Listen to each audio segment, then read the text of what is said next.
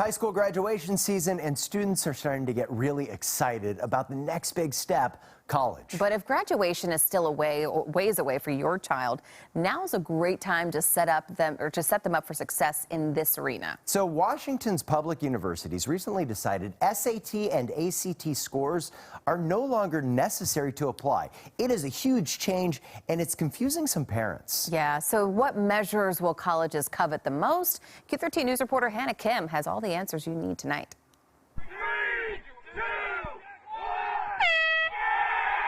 Eli Spence is used to the countdown at a lacrosse game. Now, I identify the text that I'm going to quote. There is another type of countdown happening for this upcoming senior at Mount Si High. It's just super stressful for the kids because they want to go to good colleges. With Washington State colleges and universities axing the ACTs and SATs, Eli's mom has more questions than answers. It definitely leaves a lot of interpretation and anxiety for these kids. Much of that anxiety stems from the unknown gray areas because although the ACT and SAT are not required, they are still optional. To a high schooler, optional means I don't have to. To a parent wanting to get your kid into a good school and maybe get scholarship money, you feel like optional means you should try and get it done. So is this mom's reasoning correct? You can send a score if you choose to, and then a college can either choose to use that information or not. College planner Kirsten Keller says definitely take the exams if you want an out-of-state college that still requires them.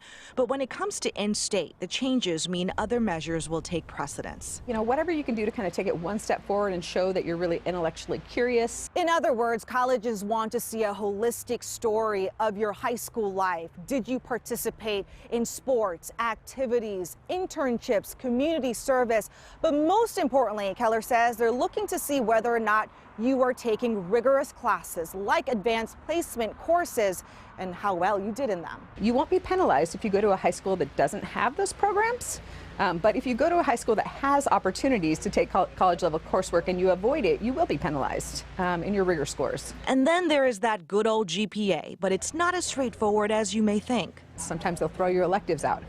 They spend a lot of money breaking it down to more numbers and factors than you're going to ever really be aware of. They're not going to share all that information with you. Overall, Keller says she likes the new path into colleges. One of their goals in admissions strongly lately is for equity and accessibility. In fact, universities are now seeing a spike in applications, including a broader and more diverse group trying to get in. Many more students, like dramatically, the applications rose at particularly well-known schools, more selective schools. With an important year ahead, the pressure is on for Eli. That got my words down. He has to impress these colleges, and it goes well beyond a score. Push him to actually think of himself as more than a number two and talk about the story. There's a lot to figure out in what feels like a very short, compressed time. In Snoqualmie, Hannah Kim, Q13 News. Again, it can't hurt to call colleges and ask how they'll be treating those test scores because it will mean different things at different schools. So we dug into it a little bit, and we can tell you that at the University of Washington, the admissions director told us that SATs and ACTs will rarely give a student an edge on the competition moving forward.